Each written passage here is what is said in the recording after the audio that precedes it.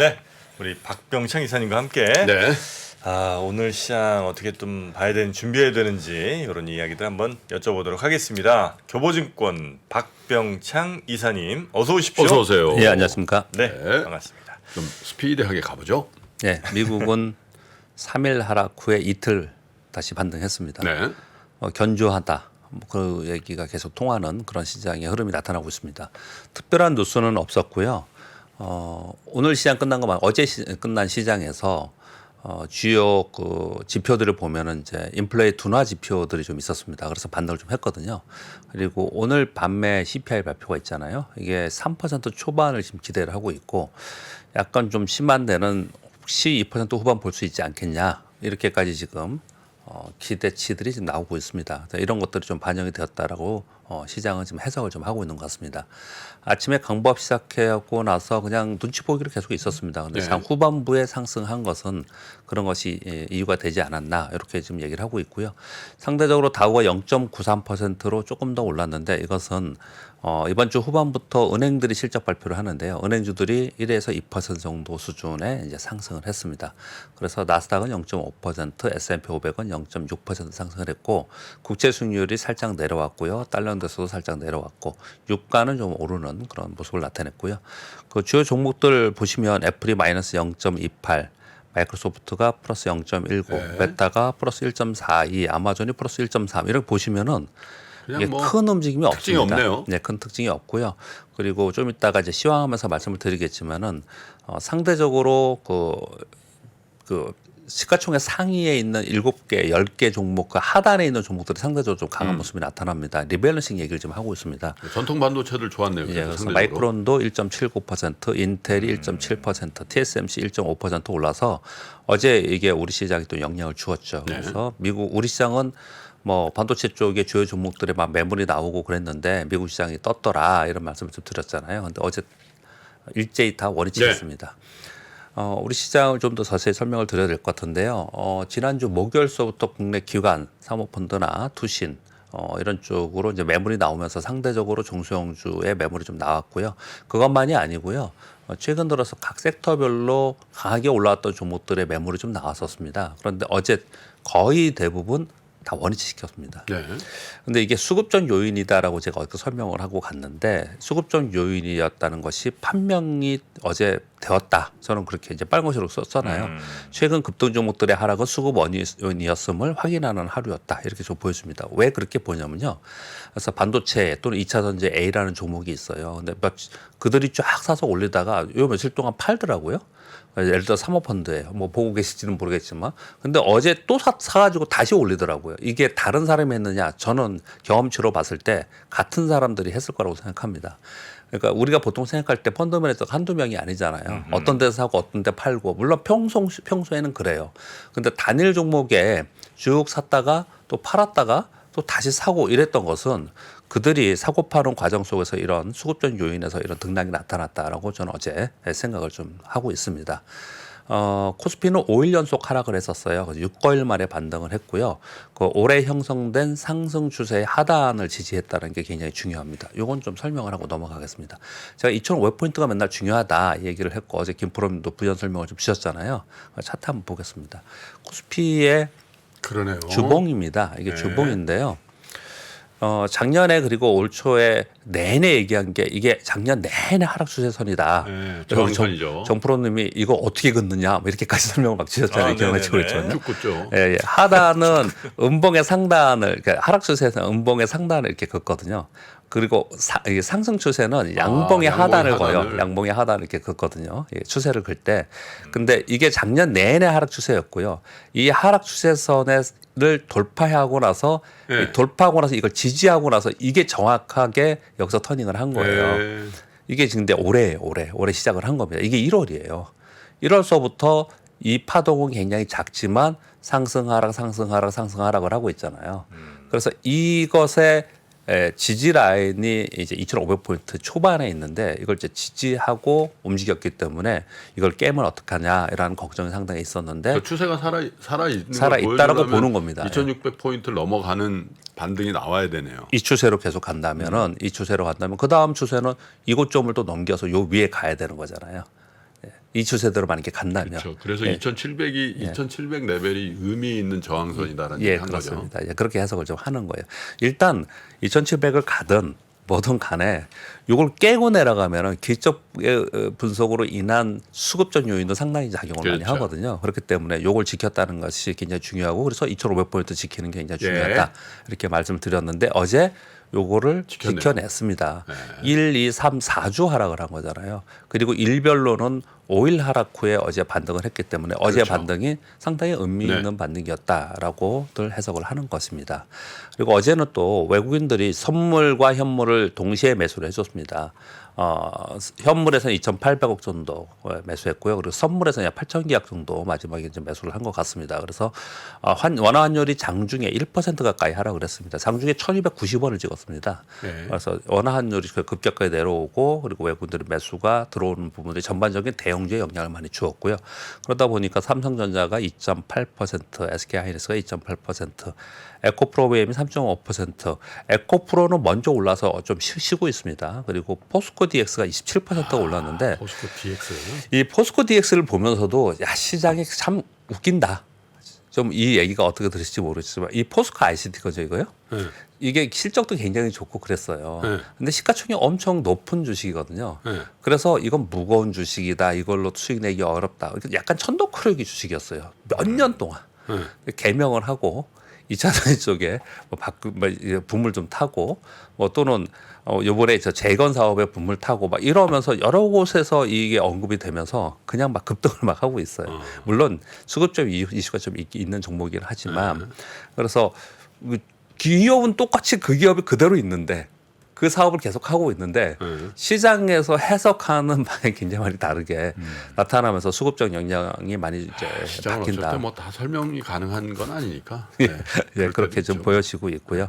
그리고 최근에 이제 급등락했던 종목들은 이제 수급적 요인이 상당히 컸다라고 보여지고요. 어제 정부에서 신규 원전 건설을 검토한다라는 신규 발표 원전. 예, 이게 있었습니다. 그래서 원자력 테마가 강세를 보이는 특징을 좀 보였습니다. 네. 포스코 DX는 어제 뭐 이전 상장 예, 얘기가 맞습니다. 나왔던 이슈가 있었고, 포스코 예. 저 코스피로. 그리고 오늘 이제 CPI 발표가 있습니다. 그러니까 장 시작하기 전에 발표가 있으니까 영향을 줄 것이고요. 지금 월가 전망은 3.1% 정도 이렇게 평균적으로 좀 보는 것 같습니다. 3.0, 3.1, 3.2 이 정도까지 지금 보고 있는 것 같고요. 그리고 이제 지금 현재의 흐름을 좀 이렇게 보시면 고용 지표가 강하게 나오면서 시장이 하락을 했습니다. 연속적으로. 그러다가 네. CPI가 좀 둔화되는 모습으로 나타나지 않겠냐는 기대감이 있으면서 CPI에 이제 야, 우리 3% 다가가면서 초반까지만 빠져주면 상당히 부담은 덜겠네. 그렇죠. 두 번 올릴 필요 있냐 이런 얘기. 그러니까 이제 나오겠네. 시장이 그러면은 어제도 말씀드렸지만 두 번에 대해서 인정을 하지만 계속 불안해하는데 이게 3.0 혹시 2자를 보면은 야 이러면은 2자.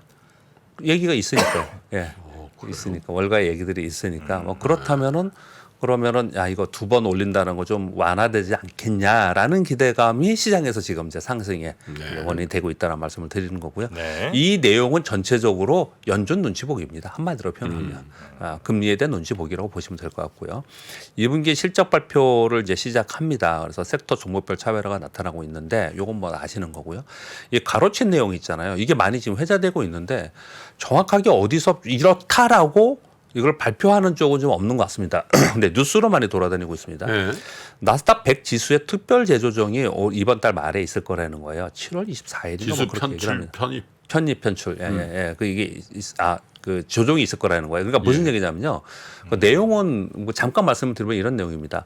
단일 종목이 시가총액 비중이 24%를 넘거나 예. 아니면 시가총액 상위의 7개인가 10개 종목이 42%를 넘기면 전체에서 전체 넘기면 이거 너무 이쪽만 쏠림 현상이 나타나지 않느냐. 그러면 인덱스들이 얘네들에서 너무 많은 쪽에 있는 쪽에서 줄여고 다른 쪽에서는 더 그러니까 밑에 있는 건 더 늘리고 그러니까 편출입이 좀 있지 않겠냐. 이 지수에서 이 얘기들이 지금 회자되고 있는 상황이거든요. 그래서 가만히 보시면은 시가총액 상위에 그러면 1위부터 제가 정확히 모르고 7인가 10위까지는 제가 지금 정확하게 모르겠고요. 10위까지인 것 같은데 그러면 전체 비중의 42%를 넘길까? 미국 시장이 이렇게 좀 의심이 좀 될 수 있잖아요. 네. 그런데 50%가 넘는다고 합니다. 지금 그래서 그게 50% 넘는다고 해요. 그래서 쏠림이구나 완전. 예, 그래서 그 쏠림에 조종을 한다라는 거예요. 이 인덱스들이 이런 게 지금 이제 회자되면서 돌아다니고 있거든요. 그래서 미국의 그 시가총액 1위부터 7위에 있는 종목들이 요즘에 주춤하는 게 아니냐 이런 얘기를 좀 하고 있거든요. 근데 또 요 부분에 대해서 부연 설명 하나만 더 드리면 실제로 이게 벌어지면 어느 정도의 자금이 여기서 편출입이 되느냐 요거에 대해서 이제 분석하는 자료들도 또 나오고 그랬는데요. 전체적으로 보면은 전체에서 나스닥 100을 추종하는 인덱스의 자금이 전체 S&P 500이나 다른 거에 비해서 그렇게 크지 않아요. 네. 근데 거기에서 개별 종목으로 볼 때 한 0.2% 정도의 수급적 요인이 이제 바뀔 수 있다. 이렇게 좀 분석을 하고 있는 거거든요. 그런데 그 정확한 수치를 다 떠나서 항상 이런 얘기 나오면 정확한 수치의 진위 여부를 떠나서 일단 이 애들이 시가총액이 너무 높아서 쏠림 현상이 이쪽으로 있으니 이걸 조종하겠다라고 하면 네. 여기서 이거 얘네들이 그럼 조종할 수 있으니까 신규 매수세가 주춤하겠죠. 신규 매수세가 이쪽으로 들어가지 않을 거 아니에요. 그 종목들에는. 그러니까 신규 매수세의 부재로 인해서 그들이 좀 주춤하고 상대적으로 그 바로 밑단에 있는 종목들이 ETF나 인덱스의 리밸런싱이 나타나면서 혹시 거기에 리밸런싱으로 인한 추가 수급, 매수의 요인이 발생하지 않겠냐라는 것이 지금 미국 시장에서 돌아다니는 내용 중에 하나입니다. 그래서 어제 다우가 더 많이 올랐나? 예, 뭐 그런 얘기들을 지금 하고 있는 그런 상황이에요. 그래서 요거는 지금 말씀드린 바와 같이 어디 발 정확한 뉴스 이렇게 나오지 않고 그냥 회자되고 있는 그런 상황이라서 요 정도 이렇게 말씀을 좀 드리도록 하겠습니다. 이런 것이 있다 지금 그렇게 말씀을 좀 드리겠고요. 요 말씀과 더불어서 우리 시장 역시도 수급 역량이 훨씬 더 큰 그런 상황입니다. 한번 생각을 해보세요. 우리가 맨날 가치 얘기하고 있고 뭐 가치주 얘기하고 있고 뭐 이런 얘기를 하잖아요. 그런데 그 스팟에는 수급 역량을 주는 시황의 변화가 굉장히 큽니다. 지금 비트코인이 어제 10% 정도 올랐어요. 10% 올랐어요. 10%. 요즘에 많이 비트코인 많이 올랐습니다. 요즘에. 요즘 많이 올랐는데 비트코인만 오르죠. 예, 비트코인만 오릅니다. 이것도 쏠림 현상이 나타나고 있어요. 근데 비트코인이 오른 이유가 뭐냐라고 설명을 보면 비트코인 현물 ETF 승인이 날 수도 있겠다 이번에 이거예요. 그 비트코인의 ETF 승인이 나면 무슨 얘기입니까? 비트코인을 살 수 있는 자금 수요가 생기는 거란 얘기잖아요. 그러니까 이거 수급이라는 거예요, 이것도요. 그리고 이 코인 시장은 전문가들이 나와서 다 얘기할 때 전부 다 뭐라고 얘기하냐면 다 기초 분석 얘기합니다. 왜냐하면 가치는 판단이 안 되는 거니까 다 기초 분석으로 얘기를 하거든요. 아니 근데 비트코인 ETF가 생기면은 예. 그냥 증권 계좌로 할 수 있다는 얘기잖아요. ETF니까. ETF는 코인 그렇겠죠. ETF가 생기면 예. 블랙록에서 어떻게 만든다 뭐 네네. 이런 얘기 계속 그러네요. 있었으니까. 그러니까 예. ETF가 상장지수 예. 펀드잖아요. 예, 맞습니다. 그러니까 상장 시장에 들어온다는 얘기잖아요. 예, 예. 그러면 수요가 굉장히 많이 늘 수는 있을 거예요. 예. 왜냐하면 저는 이제 비트코인 안 하잖아요. 솔직히 예, 예. 비트코인 안 하는 이유 중에 뭐 예. 여러 가지가 있지만 복잡하죠, 되게. 그 거래소 가서 거래소, 뭐 예. 다시 만들어야 되고. 계좌, 그 귀찮아 솔직히. 근데 만약에 내가 계좌로 만약에 할 수 있으면 약간 일부 정도는 모르겠네. 뭐 지금 아무튼 비트코인 관련한 종목들이 요즘에 오르고 이제 그런 부분들이 이 수급적 요인을 가지고 얘기를 많이 하고 있거든요. 또 하나를 말씀을 드려볼게요. 섹터 ETF가 출시되면 섹터 ETF에 들어간 해당 종목들이 급등합니다. 그래서 신규로 어떤 섹터 가장 최근에 2차 전지에 관련된 ETF가 2개가 출시가 됐었어요. KB에서. 그러면서 그때 딱 오르기 시작을 하거든요. 근데 그 전에 한 2, 3개월 전에는 반도체 소부장과 2차 소부장이 있었을 때 그때부터 또 오르기 시작을 하고 이런 부분이 좀 있거든요. 그러니까 주식 시장에 수급적 요인이 상당히 중요하고 그런 부분들이 체크할 필요가 있다라는 건데 지금 우리 시장에서 소위 얘기하는 공매도라든지 쇼키즈라든지 쇼커방이라든지 좀 뭐 나스닥 100의 뭐 리밸런싱이라든지 이런 거 전부 다 수급적 요인이거든요. 그러니까 지금 시장에서 수급 역량이 상당히 큰 시장이라서 우리가 그 기업만 보고 있지만 그 이면에 있는 수급적 요인으로 해서 시장 주가가 막 등락하는 게 많이 발생을 하더라. 그런 부분들을 좀 감안해서 시황을 봐야 된다라고 저기 말씀드립니다. 댓글 중에 비트코인 안 올랐다고 말씀하시는 분들이 그럼 있는데. 코인베이스인가 보다. 네? 코인베이스. 그게 아니라 비트코인도 2003년 1월에 우리 한국 돈으로 한 사람이 2천만 원 정도 했거든요. 예. 지금 4천만 원이니까 많이 올랐지 네. 않나요? 이걸 안 안 오른 올랐다고. 거예요? 많이 그러니까 올랐어요. 최근에 어제 많이 10% 올랐어요. 올랐냐 이제 이 얘기. 어제 얘기하는 것 어제 같은데. 어제 비트코인 10%안 올랐어요. 어제는 코인베이스가 오른 거 같은데. 0.29%. 예, 예. 지금 현재. 근데 최근에 비트코인을 제가 이렇게 최근. 보고 있는데 최근에 최근. 계속 그걸 올라와 정정해 있습니다. 주세요. 예, 정정하겠습니다. 정정. 비트코인 10%가 아니고 그러면 코인베이스인가 뭐 다른 걸 제가 이렇게 본 걸로 좀 정정하겠습니다. 근데 수급전 요인을 설명하려고 비트코인을 그냥 갖고 온 거예요. 그냥 제가 비트코인을 보면서 얘기를 한 건 아니고 전체적으로 우리나라 ETF도 그렇고요. ETF가 출시가 되면 그 HTS에 ETF 이렇게 누르잖아요. 그럼 거기 편의 종목이 이렇게 리스팅이 다 됩니다. 퍼센트까지 다 되어 있거든요. 종목들. 예, 종목들이 다 되어 있어요. 그 종목들을 유심히 좀 살펴보면서 투자를 해야 된다. 그렇게 말씀을 드리기 위해서 쭉 좀 길게 설명을 드렸습니다. 자, 뉴스 말씀드리겠습니다. 한동안 2차 전지 오르면서 1월 연초 얘기하는 게 아니고요. 최근 한 1주 동안 2차 전지가 또 많이 올랐잖아요. 뭐 쇼커버니 어쩌니 하면서 얘기 많이 있었잖아요. 2차 전지 뉴스가 굉장히 많았거든요. 자동차 뉴스도 많았고 실적 때문에. 근데 또 이제 이 반도체 뉴스가 굉장히 IT 뉴스가 좀 많이 나오기 시작을 했어요. 일단 모건 스탠리에서 반도체 섹터 리포트를 발간했습니다. 제목은 영어로 이렇게 써놨습니다. HBM 제가 읽어드리겠습니다. HBM 시장은 향후 4년간 10배 성장할 것이다. AI 전체 시장보다 초과 성장하는 분야이다. 삼성전자와 SK하이닉스의 현재 밸류는 AI 장기 성장을 반영하지 못하고 있다. AI 성장은 1년이 아니고 5년, 10년의 그림으로 인식해야 된다. SK하이닉스의 2023년 올해 4분기 실적에서 HBM과 AI용 DRAM은 25%의 매출을 차지할 거다. 향후 AI 서버의 HBM 낸드 기여에 따라서 타겟 프라이스를 5에서 21% 상향 조정하겠다. 그래서 SK하이닉스를 17만 원, 삼성전자를 9만 5천 원으로 타겟 프라이스를 상향 조정했습니다. 자, 이 타겟 프라이스를 상향 조정했다 안 했다를 말씀하는 게 드리는 게 아니고 모건 스탠리에서 반도체 섹터 리포트 발간하면서 왜 상향 조정했냐라는 이유를 설명하고 있거든요. 이게 우리한테 직접 투자하는 분들한테 굉장히 중요하다 이렇게 말씀을 좀 드리겠고요. 그리고 LG화학에서 LG 에너솔루션 주식 대상으로 교환사채 발행했다는 뉴스도 중요한 뉴스 중에 하나입니다. 그 만기가 다른 두 가지로 하나씩 10억 달러씩 발행해서 총 20억 달러를 조달한다고 하거든요. 2028년 7월, 2030년 7월로 25% 각각 30% 할증 발행합니다. 잠깐만 지난번에는 SK 하이닉스가 한번 했었고요. 저기 LG 에너솔루션 주식 팔았었잖아요. 예. 그 다음에 이제 이제 팔고 나서 또 이제 EB를 발행하는 거예요. 그래서 이제 팔지 않으려고 이렇게 하는 것 같아요. 근데 저희 실질적으로 파는 효과가 있죠. 그렇죠. 교환사채니까. 효과가 있습니다. 예. 주식으로 주세요 할 수 있는 거니까 예, 그죠? 예, 그렇습니다. 이제 만기는 근데 이제 꽤 지금 시간이 남아 있고요. 당장 장애 영향은 없으나 예, 당장은 없으나 향후에 영향이 있을 수 있다. 뭐 이런 얘기들을 좀 하고 있는 거예요. 네. 그러니까 총 전체 시가총액 비중에서 0.8에서 0.77이니까 1.57% 정도가 되는 거니까요. 예. 전에 SK 하이닉스가 한번 EB 발행했었어요. 그렇죠. 그때 한 2% 정도였는데 전체 시가 비중의 비중에서는 이렇게 있었고요. 지금 SK 온의 성장 때문에 SK 이노베이션이 자금 조달 계속하고 있잖아요. 근데 여기도 좀 그런 부분이군요. LG 화학이나 SK 이노베이션은 원래 정유화학 유화주에 있었던 거잖아요. 근데 신규 사업을 계속하고 있지 않습니까?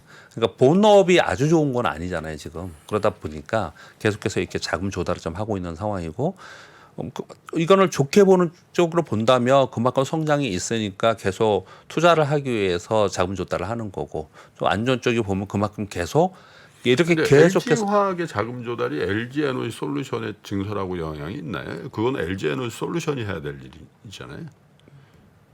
LG 화학은 다른 예를 들면 뭐 양극재라든지 뭐 네네. 이런 쪽 아니면 이제 NCC 이거를 전환한다든지 이런 데 드는 비용이겠죠? LG 화학에서요? LG 화학이 시설 투자라고 저는 알고 있는데 아니, 이게 이렇게 시설 하는데, 투자인데 네. 그 저기 LG 에너지 솔루션의 시설 투자하고는 관련 없다는 거죠. 네. 그럼 제가 왜냐하면 그- LG 에너지 LG 화학이 자금 조달해서 네. 여기를 또 조사하는 건 아니잖아요. 그런가요? LG 좀 화학의 입이니까.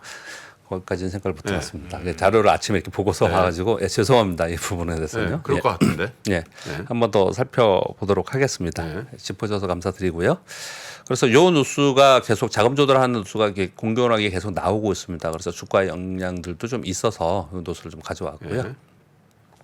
그리고 월스트리트 저널에서 칩넷 있잖아요. 우리나라는 정말 공부를 많이 하는 투자자들이잖아요. 우리나라 투자자들은 칩넷이라든지 HBM이라든지 우리는 잘 알잖아요. 그래서 근데 이게 이제 막 이런 내용들이 많이 부각이 되고 있어요. 그래서 월스트리트저널에서 아예 이런 뉴스들이 이제 좀 많이 나오고 있는 상황이 나쁘지 않다라고 저는 생각을 하면서 이 뉴스를 좀 가져왔습니다.